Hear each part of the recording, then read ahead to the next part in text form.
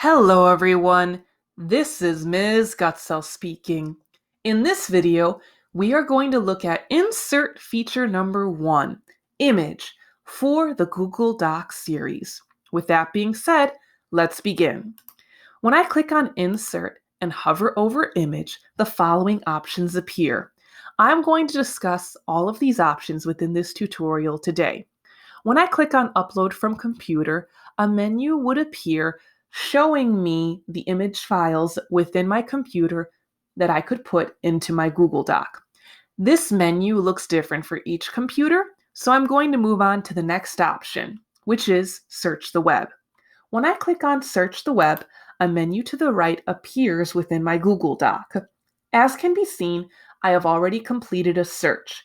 To start a new search for images, all I have to do is type in the word I'm interested in looking for. I then have to click enter on my keyboard and the images appear. I would then click on the image and select the blue insert button at the bottom of the screen in order to insert the image. The next option is inserting an image from Google Drive. When I click on this option, a menu to the right appears. Normally, this menu opens on the Recent tab rather than the My Drive tab, so please be aware of that when you insert images from Google Drive within your own Google Doc. The next option is inserting images from Google Photos, which looks like so. I have no Google Photos to insert within this Google Doc, so I'm going to move on to the next option for inserting images, which is inserting images by URL. When I click on this option, the following menu appears. The URL is the web address of the image.